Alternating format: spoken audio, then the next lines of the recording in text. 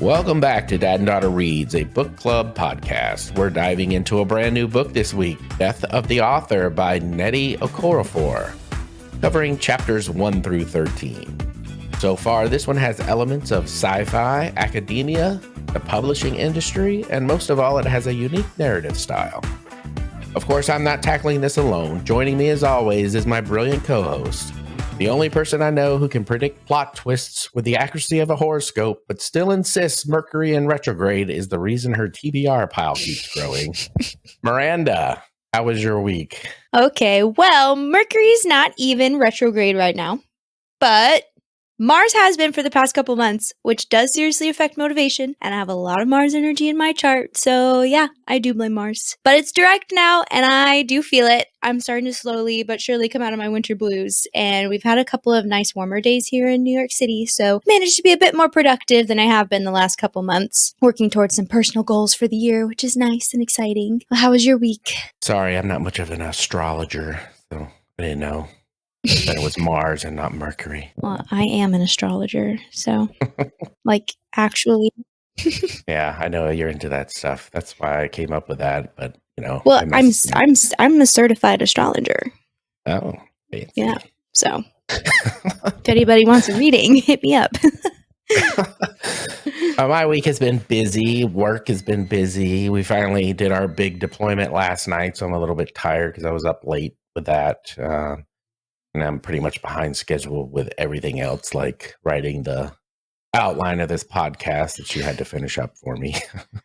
Never a problem.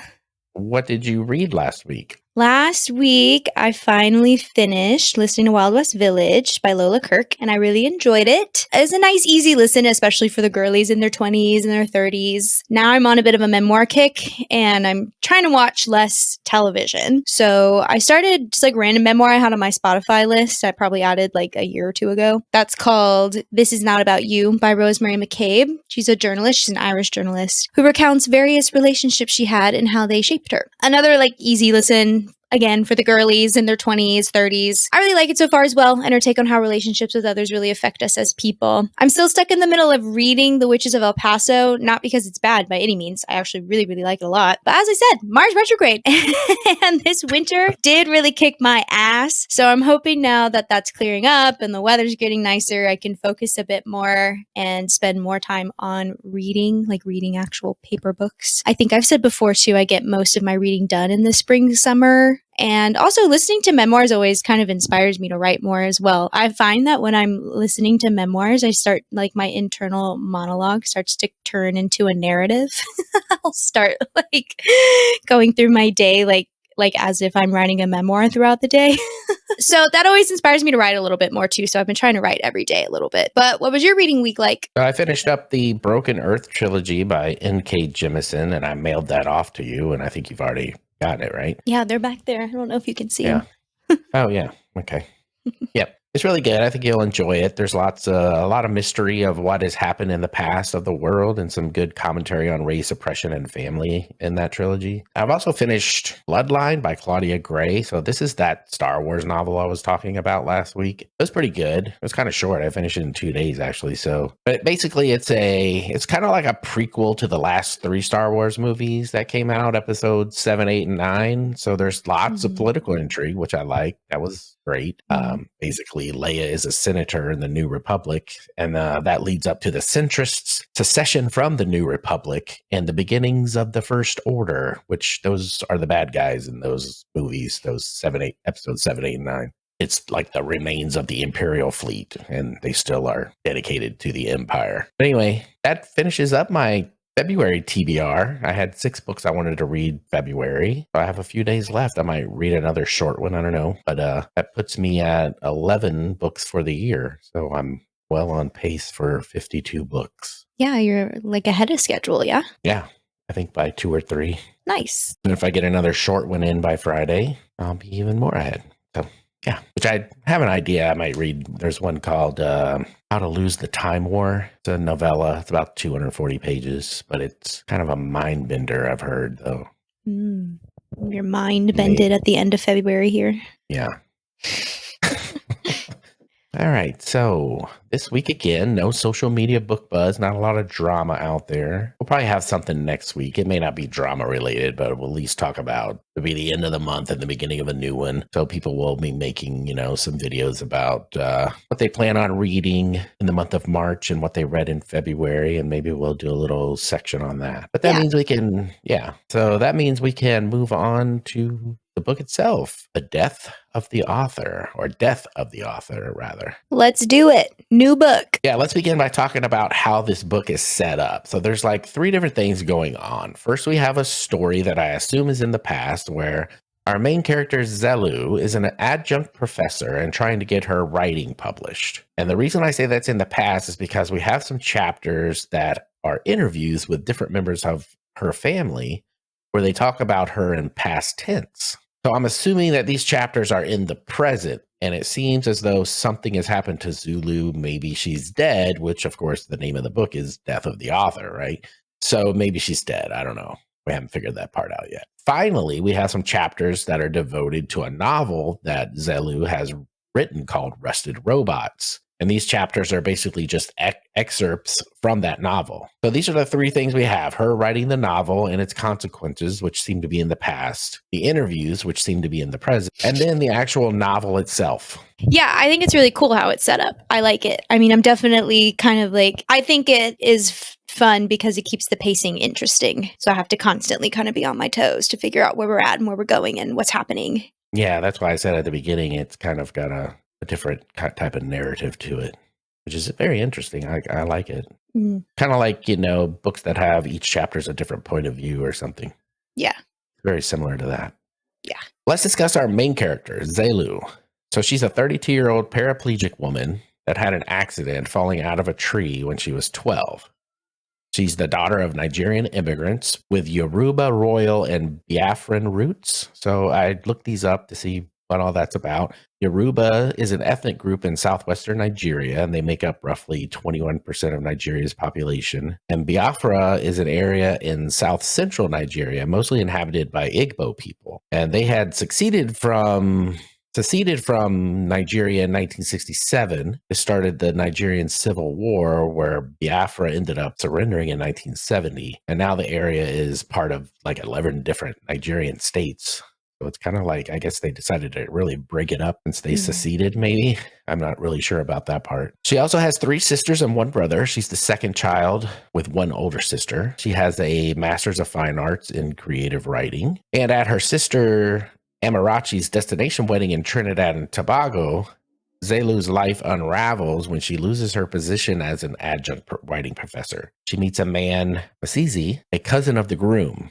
Then she gets high and begins writing a novel called Rusted Robots. So this all happens in chapter 2, while chapter 1 was an interview chapter with her older sister, Chinyere. Zelu is very independent and headstrong.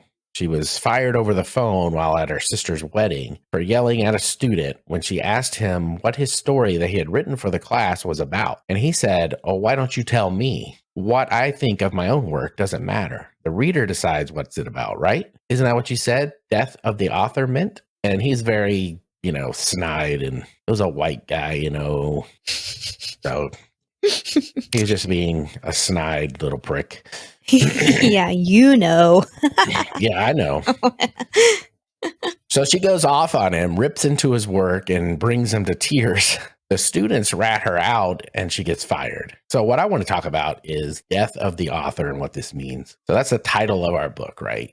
And what exactly does that mean? Like I said earlier, I believe that Zelu is dead in the present time. And this comes from how I said in the interviews with her family, they're talking about her in past tense. So that's one meaning. But there is another. There was an essay written in 1967 by Roland Barthes, a French literary critic and philosopher, with this exact same title, Death of the Author. And I learned of this essay for the first time because it's discussed in the preface of How to Read Novels Like a Professor by Thomas C. Foster. And we just can't seem to get away from his books, can we? No, you can't. No, I can't. Well, I mean, it's the exact same thing. And that's exactly what, she was talking about when she told that student that. So, yeah. So the death of the author, this is a literary theory which argues that the meaning of a text is not determined by the author's intention, but rather by the reader's interpretation. And we've discussed this before, where every reader brings their own experiences, etc., into the interpretation of a novel they're reading. Mm-hmm. So this is a complex and controversial topic in the field of literary criticism. Some critics don't like it because it ignores the author's background and purpose, while supporters say it makes reading more open-ended and gives more power to the readers. Whether people agree with it or not, the idea has changed how scholars think about books and the role of the author in understanding a story. In How to Read Novels Like a Professor, Thomas takes a more balanced approach, which I agree with. He suggests that while readers should engage with a text independently, understanding the author's role, historical context, and literary techniques can enhance their appreciation of a novel. Me personally, I think you should look at the author's intention, but you still need to bring your own interpretation of the text as well and whatever experiences you have. Yeah, I agree with you. And I think no matter what, you're going to bring your own interpretations to a text because you've only lived your own life. So everything's going to come to you in a different way than it would come to somebody else, including the person who wrote the book. So yeah, I agree with you and I agree with Thomas. I think it's also really fun to read a book or listen to a song even or watch a movie and relate to it in such a personal way and still hold on to that personal interpretation. Even when you do after maybe you read an interview or see an interview from that writer, that artist saying that they imagined it or had a whole different personal experience that was totally different from your interpretation of it. And you can still experience it in the way that you do, but then you can also appreciate it in a different way as well, like in the way that the author intended and what they wrote. Right. And I also think, you have to think about when you're thinking of classic literature, the author is actually dead. So if there weren't any kind of interviews with them, especially like someone like, say, Shakespeare, we don't know what his actual intention was for all of the different things he's written. So it's really up to the reader at that point. Nowadays, though, with YouTube, everything is enshrined. So even if the author is, if it's an author that has written a book within the last 20 years or so, there may be some interviews where they can discuss their actual intention. Yeah. But yeah. I also feel like there's a lot of times too where we as readers tend to overanalyze things. Sometimes you go and ask an author like, oh, well, what did that mean? And they're like, oh, I just thought that sounded nice. Like, right. Oh, I just thought that I don't know, it's just something I wrote. It didn't really mean anything. So I think that happens a lot too. And that's fine because then it does leave it open-ended for the reader to come up with their own, which is the fun part of reading because then you can have your own ideas and your own imagination. And that's why certain books hit certain people in different ways. So yeah, exactly. Yeah. So bringing this back to our current book, if Zelu is dead, how will her book Rusted Robots be interpreted? And not just by the general public, but I wonder mostly by her family.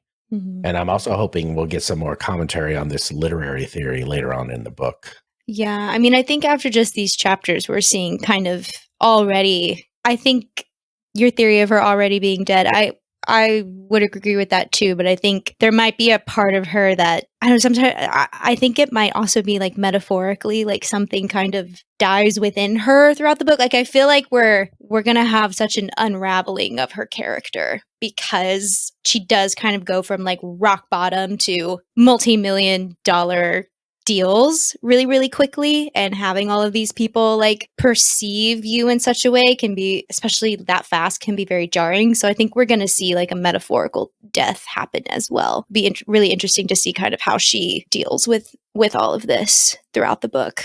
Yeah, my theory could be wrong. Maybe she's not actually dead, and it could be more of a maybe she got canceled or something, and she's kind of just maybe she did get canceled, not around or anything. Or had a major breakdown or something. Yeah. We don't know yet. Metaphorically, we're only 13 chapters in. Yeah, maybe metaphorically lost some version of herself. So we're interested to see which one. It could be both. Yeah. I mean, it could be a literal death. Yet. That means a metaphorical death. Who's to say? We'll find out. Yeah. We don't know. That's why we're here, to find out. So that brings us through chapter 2, with chapter 1 being an interview with Zelu's older sister, Chinyere. Chapter 1 shows us how Zelu is very independent and headstrong and a little bit wild, really. There wasn't much in past tense in this chapter, so this is the first chapter when referring to Zelu, but maybe that's because the author Okorafor didn't want to give it away too quickly. I don't know. I feel like that chapter also gave us a lot of insight very quickly how her family views her. It really sets up their intense dynamic that we see throughout these chapters. You can really hear in that, the very first chapter, you're almost left like this bad taste in your mouth of the main character because we're reading it through the sister's point of view, who was like incredibly annoyed with her. Right, And, just saying all of these, painting her in such a terrible light, very wild and uncontrollable and immature. So I thought that was interesting. That was an interesting setup. The very first chapter being this like kind of setting up this anti-hero kind of character was cool. Right. Yeah. All right. Chapter 3, we have an excerpt from her novel, Rusted Robots. This is the novel within the novel, right? It's a dystopian world where humanity is gone and robots called Humes roam the earth, along with AIs called Nobodies. We're not introduced to the Nobodies yet, but I just thought I'd throw that in there for now. And Kara, a Hume, is the main character of the story, and they want to become a scholar and collect as many human stories as possible because no type of automation could create stories like humans can. That's what Ankara says anyway. Mm-hmm. So Ankara mentions that they've been told some terrible information, and that's where the chapter ends. So we don't know what that terrible information is yet. Moving on to chapter 4. So this chapter is all about Zelu's despair. After she loses her job and now she has no money, she has to move back in with her parents. And she continues writing her book, Rusted Robots, but her parents don't seem to be very supportive of this. It seems like they don't really like the fact that she doesn't have a STEM degree like the rest of her siblings. I think her brother's an engineer and one sister's a doctor. And so I think, the parents kind of look down on her because of that, which is really kind of shitty. Yeah, she's like in a family of doctors and lawyers and engineers, which is like, I hear a lot of stories. I feel like that's a lot of children from immigrants stories. Yeah. Especially certain demographics. They're told to be a lot. They have to, they came to America so that they could do all of these great things. So I think they're definitely a little disappointed that one of their daughters doesn't have that kind of mindset like the rest of her siblings. She's much more sensitive and creative and imaginative, which to them, because I think she talks about too, like how her dad's side of the family and her dad is very like capitalistic and there's nothing worth doing if it's not going to make you money. I don't know if he's already said that or not yet, or she's talked about it. But so there's just this idea that since she's not making money, that she's not worth it, which is so sad. Right. Yeah, definitely pretty crappy. Yeah, I really feel this book is like emotional for me. I really feel for Zelu because she's such a creative and like so misunderstood and takes a lot, and then feeling like being overshadowed by your siblings in that way. Right. But really sucks. Is that how you feel? You're so creative and misunderstood? Sometimes. Yeah. Growing up, sometimes, yeah. Right, yeah. Not in this way specifically. Luckily, I have always had a pretty supportive family. Thanks, Dad. It's always been very supportive. Both my parents were. But still, you're still in a society where being creative isn't always necessarily like celebrated, right. Except in certain spaces, because there is this idea in society that if you're not making money, then what is it? Then is it worth doing? Right, yeah. That's talked about all the time where... Especially when it comes to like, college tuition repayment, people complaining about, well, these people should have got a real degree, talking about people that get degrees in more creative ways, creative subjects. Right, yeah. Don't I know it? I've got a BFA in musical theater. So, yeah. So there you go. Right. But I really loved, I love that she started writing. All these terrible things all happened at once. And so she decided to sit down because all of the book that she had been writing before, or the books that she had wrote before, the stories she had wrote before, she sounds like she didn't really like relate to. It sounds like she was writing for other people. Like she was writing in order to make money. And so this one, she's writing for herself. Like she's really, truly writing this for herself, which I really love. All right, moving on to chapter 5. This is an interview chapter. It's with her father. And Zelu always liked stories, and that girl loved stories. Those are two quotes that he said. And these are a little hints of past tense here. Like Zelu could be dead, like I said, at the time of this interview, but we still don't know for sure. And overall, this chapter is really just a story about her father's past when he went swimming with some dolphins and how Zelu loved that story. And he believes that that story gave her confidence after her accident. Yeah, I thought the interview with her dad was really interesting because it did almost seem a little selfish because he was talking mostly about himself. But also at the same time, he wasn't as mean and biting towards her like Chinyere was in her interview. Even though I feel like when we get to the parts where they're in their family dynamic, he's still kind of like mean to her. He looks back, he really told a nice story about her. Like he told a story about his daughter that he loved. He told a good story about her, which I thought was interesting. Like him having like that softer side, being a little softer towards her. Yeah, definitely. Because he does seem very much harder on her outside of that story and the other parts. Yeah, and this story wasn't hard at all. In fact, he was very much like she was always like, I would always make them stand outside or sit outside under the full moon to listen to these stories, and they would all, have to begrudgingly come out and listen to Dad's stories, but she was always interested in them. And he really admired that about her a lot, which is interesting that he's telling the story being like, yeah, like it really seemed like he admired her for that in her stories and loving hearing stories, but then also puts her down for wanting to write stories. Right. So that was like an interesting dynamic. Yeah, I think it shows that he loves her because she's his daughter, but maybe it's still he's still a little disappointed that she doesn't have like a STEM type degree and is more into writing. Yeah, like these like old fashioned ideas. It's just interesting to see him admire a quality in her, like that specific quality in her, but then also put her down for that quality at the same time. All right, chapter 6. This is another excerpt of Rusted Robots, and here Ankara meets Udid. And Udid is a robot that's kind of like a spider. And what Udid is a spider goddess and storyteller in the African futurist novel Lagoon by the same author, Nnedi Okorafor. And I thought maybe that Udid was a goddess from African culture, but I couldn't find anything by that name. The only thing that kept coming up was the character from her other novel.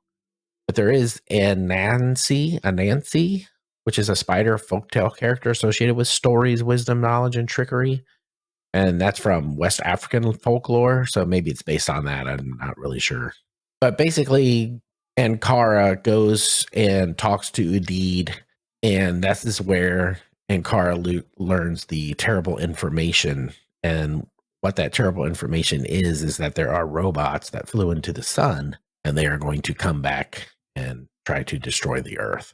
That's interesting that Udid is a character in another novel by Okorafor. That's really cool. Yeah. I wonder like how much crossover there is. You haven't read? Yeah, I don't know. No, I haven't. You haven't read any of her books? I haven't either. So now I'm like, one of her books, but I haven't read it yet. It's called Binti. It's a novella, but I haven't read it.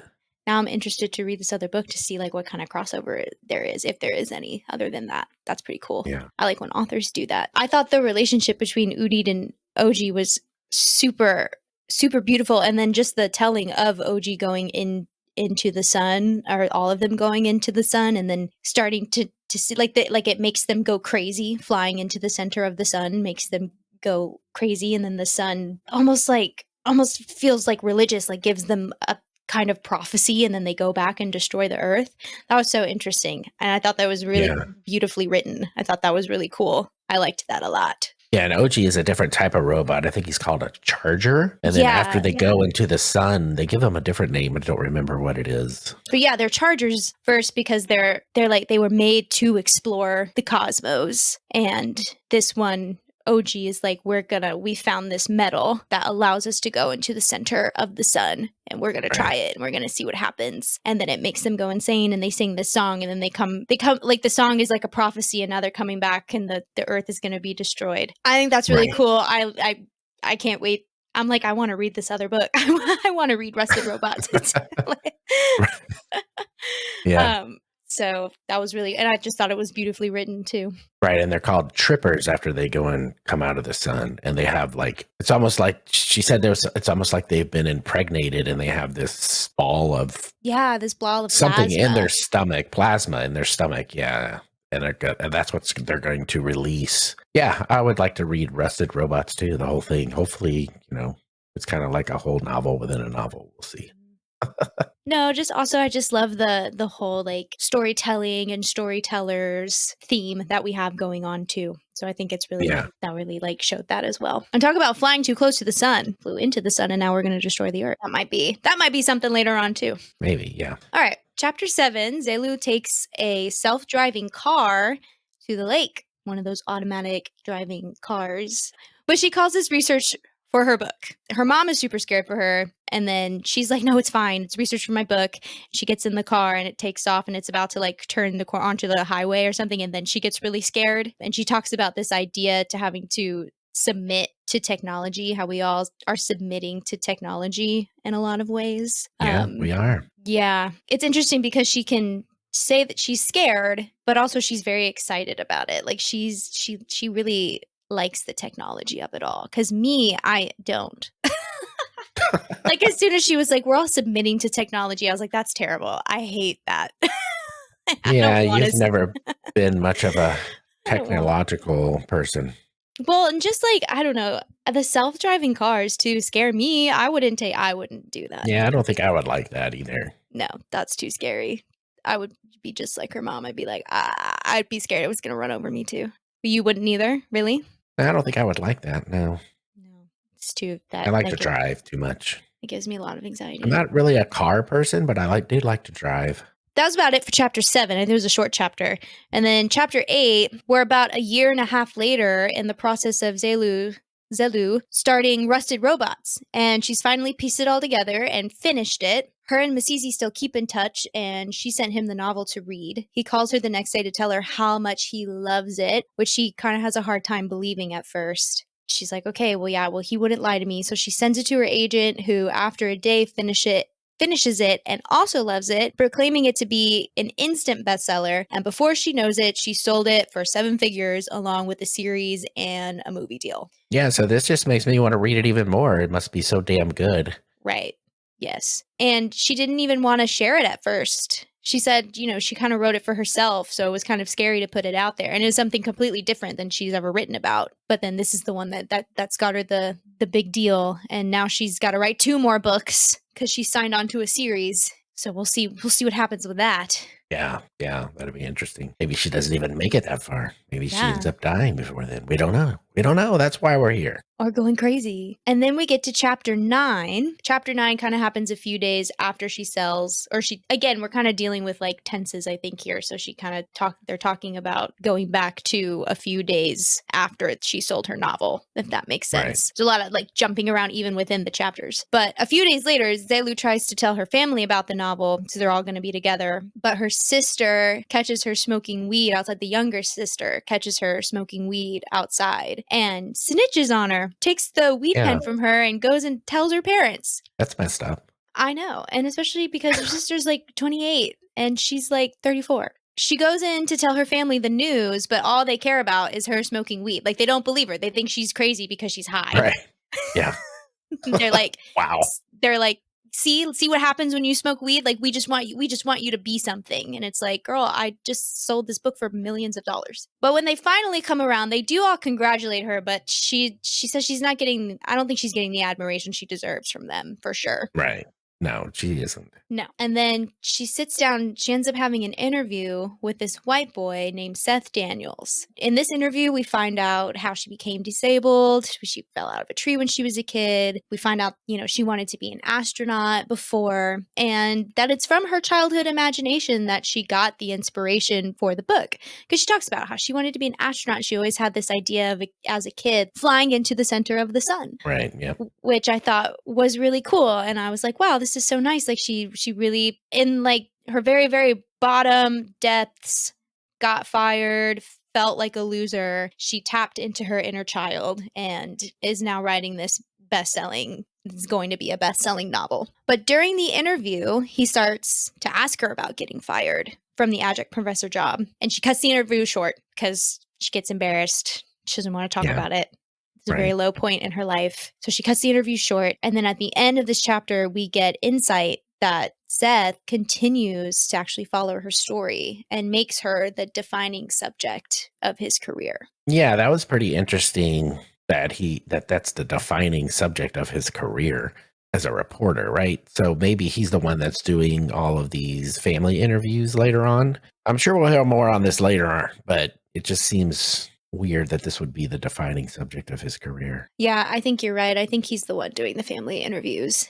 And I think it also just goes, I think it's a little bit of a foreshadowment too of how much she's going to unravel through all of this. I mean, Right. I'm getting a lot of yellow face from this, Oh just yeah, kind I of was like, thinking the same thing. yeah, it's very yellow face by R.F. Kuang. Very like all of this stuff just happening at once and having to deal with this and then kind of falling apart and losing yourself through it. Yeah, I was going to say that later on when we talked about when she gets the book and posts it on social media and then her social media blows up. Yeah. Very much like a yellow face there.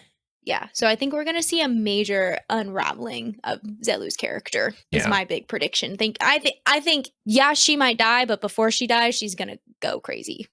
Right. Like she's going to end up doing something crazy. Right. And it may be because of this guy, because, he already brought up for getting fired. So he might dig a little deeper into that and bring that up. And maybe he starts posting that crap on social media and then that makes her kind of go crazy. Kind of like exactly like Yellowface, kind of. In a way. It's not exactly, but it's in a way that's what happened there. Yeah. I don't want to Well, this one would come spoil Yellowface for someone who hasn't read it yet. Right. But I think this one would come just from her like deep insecurities that she has that I think have been projected onto her by her family because she can't right now, I don't know if she will, but she can't recognize right now that it's because of that lowest point of her life, because of what happened, that she was able to finally sit down and write this book that's going to make her very successful. So I think that's going to be kind of a journey that she is either going to go on or she's not. She's going to spiral. So then we get to chapter 10, which is an interview with Zelu's younger sister, Amarachi. And Amarachi explains the experiences of growing up Nigerian American in this interview. She talks about like these 3 big moments that every Nigerian American of Nigerian or every kid from a Nigerian immigrant family goes through. She talks about the cooking moment and how food is very important to their culture and that they try to learn how to make the food. She says that Zelu didn't really have that moment, but the rest of them did. There's the goat experience, which is when you see your first goat slaughtered. And Zelu did have this moment, and Amarachi says that she loved to tell the story. She always told the story like super dramatic. And because of that, none of the kids in their family eat goat, which is like a little joke that they made at the wedding too before that we didn't get any context on. So we got context from this. And then the third one is what Amarachi calls easy and noisy, which is how the whole family is super loud and argumentative, but can move on pretty quickly. Like gets over it really quickly, doesn't really take everything to heart. And she tells a story about how sensitive Zelu was. She tells a story of Amarachi getting in a fight with Chinyere, just a silly little fight about what they should play on the radio in the car, to the point where Chinyere like pulls over the car and they have to get out, start screaming at each other. And Zelu was there in the back seat. And when they get back in, they've already like, whatever, they moved on. But in the back seat, Zelu was having like a quiet panic attack. And she was always really sensitive when her sisters would fight. So just kind of touching on her character, like she was a little weird and impulsive, and that the family was really, really hard on her for it. This is just kind of saying that Zelu is very, very different than the rest of them. Yeah, super different. And also she kind of jokes about, I think in the interview with Seth too, about her being like the second middle child, the Marsha. And she's quick to kind of be like, no, that's not, just kidding. But I think in this story, we see that actually that is exactly how she felt. Like, I think she really did feel like black sheep, odd one out, and being this like second child / middle child, the first middle child, how that like affected her and how her family saw her in that way. I also liked at the beginning of this chapter too, when Amarachi's saying like, and I talked to all these Nigerian people and they all have the same experiences. And she goes, and not to say that you guys don't also have the same like kind of experiences or that you don't have similar experiences to these, but we're not talking about you. We're talking about ours. And that to me was like, oh, she's talking to a white man because she's already on the defensive. I know like you've had similar experiences, but right now we're talking about specifically Nigerian experiences. Oh yeah, I didn't even catch that. I mean, I did I catch that she said that, but I didn't realize, I didn't make the connection that, yeah, maybe she's talking to Mr. defining subject of his career, Seth. Yeah, I think That's that probably who she's talking to.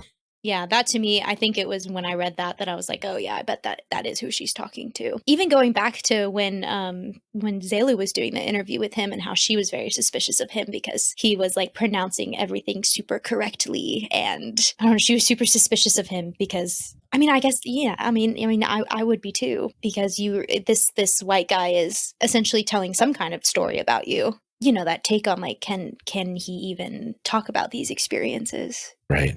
Yeah.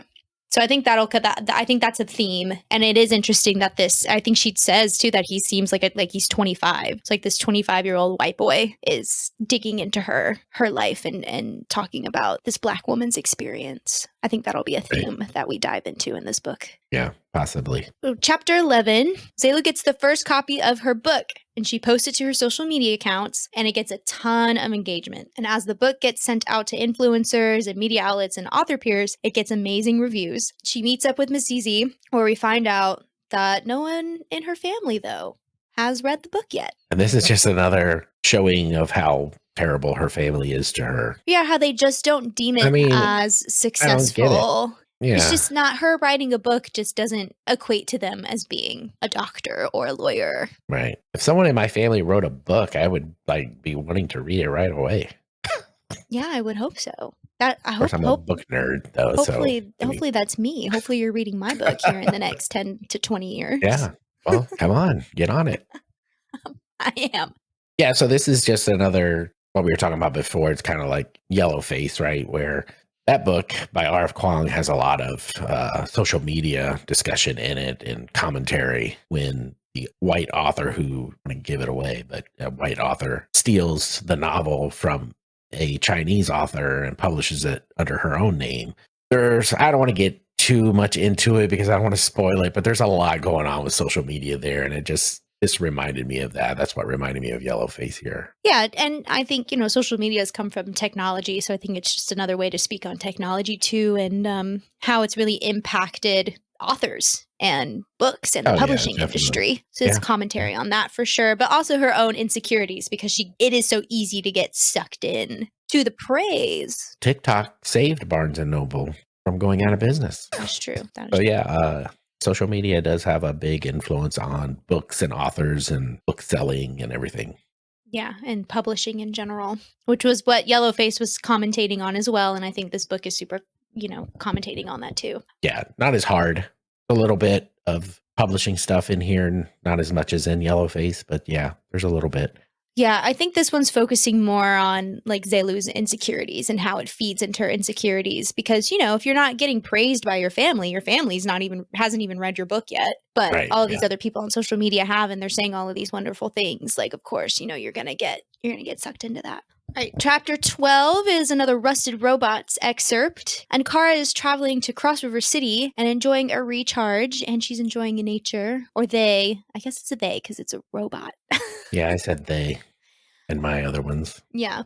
They're enjoying a recharge and they're enjoying nature when the signal Rusted Robots comes from the nobodies, so the AI, that says, destroy the final bastion of humankind, all rusted robots, crush all humes. And she's then attacked. I guess she's a she to me.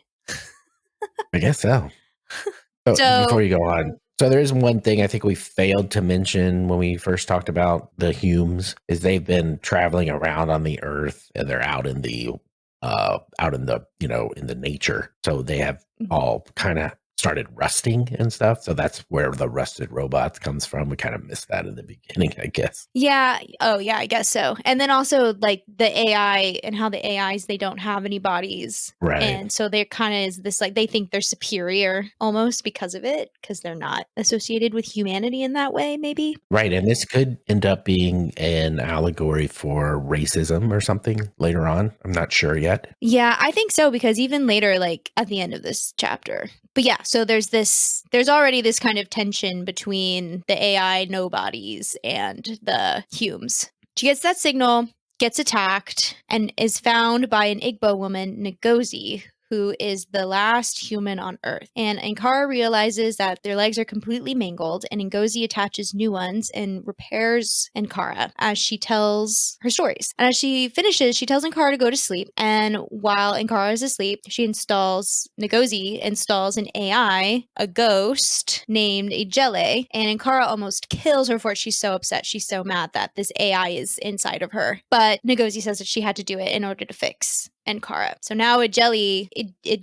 is stuck inside and can't get out because I guess Ngozi promised Ijele that she'd let her out, but now I don't really know why. I don't know what Ngozi's reasoning is for not letting the AI out though. Yeah, I don't think we've come to that part yet. I guess we'll find out more because this is only chapter 12. So, I mean, we'll probably find out more. But yeah, so when Kari goes to sleep, Ankara goes to sleep. And then when Ngozi puts the AI in her, when Ankara wakes up and finds out about that AI, she just goes nutso and tries to almost chokes her out. Yeah, like tries to kill her. She's so mad about it. Yeah. Yeah, which the Ijele isn't really happy about it either. They're both pretty mad because, like you were like coming back to the potential allegory for racism. There's a moment that they have where Ijele calls Ankara a rusted robot, and Ankara's like, "Don't call me that," and Ijele's like, "Well, don't call me a ghost." So yeah, so this, the idea of bigotry and certain language like that, and how much they really truly hate each other, and now they're forced to be together. Now they're stuck together and can't do anything about it. Yeah. Which is interesting too, because now I'm thinking about this now because a human did that, and there's a section in this chapter too where Ankara is thinking like you can't. I don't remember exactly what the phrase was, but she's saying like you can't because humans created AI, like humans created all of this. So the AI is trying to like get rid of humanity, destroy the final bastion of humankind. But Ankara says something like, well, you can't destroy the creator. So I thought that was interesting. And then now we've had a human put them together. Right. So it's kind of like maybe a religion kind of thing. Yeah, I mean, an allegory for that. But right. I don't know, just like a little interesting connection that I think it'll probably like get into. Yeah. We'll see. We have much more to go. I like that. I just like all the little themes I'm picking up on that I'm excited that we're going to explore later on. Yeah, there's definitely a lot more to explore here because there's still lots of things unanswered. All right, at chapter 13, everyone is now reading her book, and it has rave reviews for the most part. It's hard for Zelu not to fixate on the bad ones, which again, I think is just kind of touching on her insecurities here. She's recognized by an older man on the beach at the lake who tells her, because he's read her book, and he tells her that she's smart and also angry, which she has to agree with. So I think it was interesting for her to hear someone come and tell her about herself and then realize, you know what, yeah, I guess there was anger in that. And I think she even says, like, I mean, yeah, I'm a Black woman. There's much to be angry about, which he's like, yeah, true that. Right. And also she's a paraplegic, so maybe she's angry about that as well. Right. I think it's interesting, though, because I don't think she really totally realized how angry she was until somebody came and told her, like, damn, like, you're angry. And then she was like, wait a minute. Yeah, I am. Because that's just like a hard emotion for especially women to feel.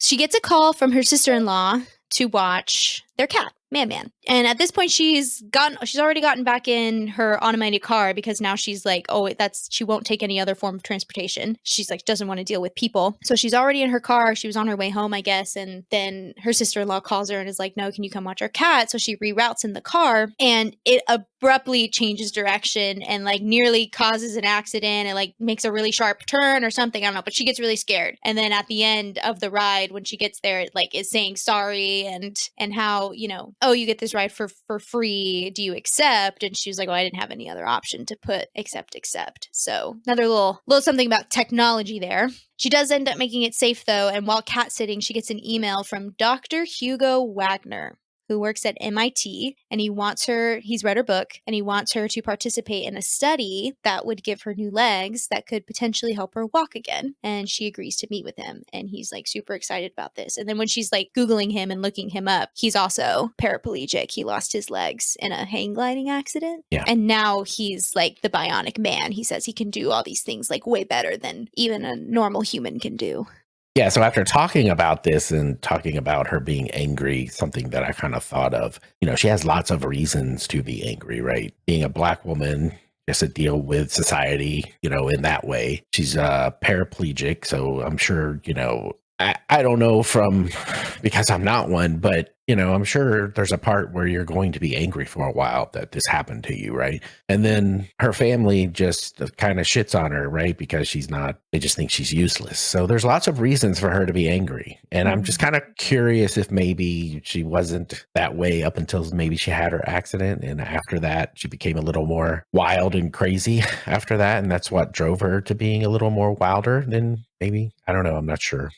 Just something to think about. Yeah, I don't know. But I definitely feel like she was swallowing a lot of that anger. I think even she talks about she kind of blames herself at one point, maybe in this chapter or maybe in earlier chapters about, she's like, why couldn't I have just kept running instead of running up that tree when she was a kid, really blaming herself. Again, a lot of insecurity there. But also, and then touching back on the anger, even going all the way back to the beginning where she gets in, where she does get fired because of the white man, and then he has the audacity to be snidey and snobby to her, and then she's like, okay, and then tells him the truth, and then he cries. It's such white tears, white guilt, which she touches on, which she kind of sprinkles throughout this book as well too. So right. But then it's all blamed on her, and it's like, well, we want the students to have, this certain experience. And she's like, well, what about my experience? But of course, especially a woman, especially a Black woman, you're a little bit of emotion, a little bit of anger. There's all these other things, that come with that. Right. Yeah. So another thing I'm thinking about here, maybe she doesn't die and she just turns herself into a robot with Dr. Wagner. I think silly. But I think definitely I don't know. I feel like that's also part of her unraveling. I think her trying to become this better version of herself. So I think this, I get weird vibes from Dr. Hugo Wagner, honestly. I'm really? all right. Yeah. It almost feels like Frankenstein-y, like Frankenstein's monster. So I feel like that's going to be a version of her kind of losing herself too and trying to better herself, quote unquote. Right. And also, why does he contact her? There's plenty of paraplegics in the world, but he contacts her in particular just because maybe she's become kind of famous after her book came out.